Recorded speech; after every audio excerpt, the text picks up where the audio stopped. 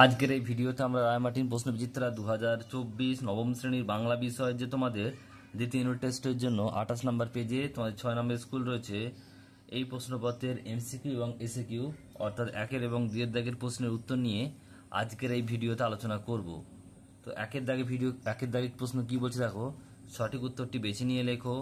একের এক বলছে সমভি ব্যবহারে এই বলিয়া মূল্য দিল। সমভারী ভাতার অর্থ কি? সঙ্গী। নেক্সট প্রশ্ন একের দাগে দুই বলছে হিন্দি সাহিত্যের বঙ্কিম বলা হয় প্রেমচন্দ্রকে। অপশন নাম্বার গ। একের দাগে তিন নারীকুলে রত্ন বিশেষ, রত্ন হলো বলছে মিসেস সোভিয়ার। একের দাগে চার পক্ষী বিজ্ঞানীদের সম্মেলনের চেয়ারম্যান ছিলেন বলছে অপশন নাম্বার ঘ বলছে কোভারুবিয়াস। নেক্সট প্রশ্ন একের দাগের পাঁচ নোটে গাছটা বুড়িয়ে ওঠে কিন্তু মুড়ায় না। অপশন নাম্বার ক। নেক্সট প্রশ্ন পরেরটা একের দাগের ছয় পুরুষবাচক বলছে তুচ্ছার্থ সর্বনাম উদাহরণ তুই। নেক্সট প্রশ্ন একের দাগের সাত তদ্ভব শব্দ হলো সংস্কৃত জাত। একের দাগের আট পেঁপে শব্দটি কোন ভাষা থেকে এসেছে? এটা পর্তুগিজ।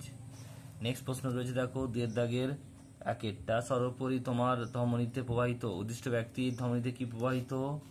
লিখবে উদ্দিষ্ট ব্যক্তি ধমনীতে কণ্টক রক্ত প্রবাহিত।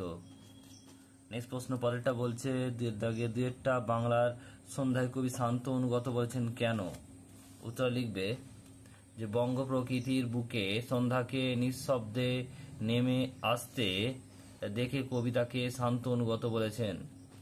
নেক্সট প্রশ্ন পরেরটা দুয়ের দাগের তিনেরটা প্রফেসর শঙ্কুর কাছ থেকে কত মুদ্রা দিয়ে বলছে করভাসকে কিনতে চেয়েছিল জাদুঘর আরগাস?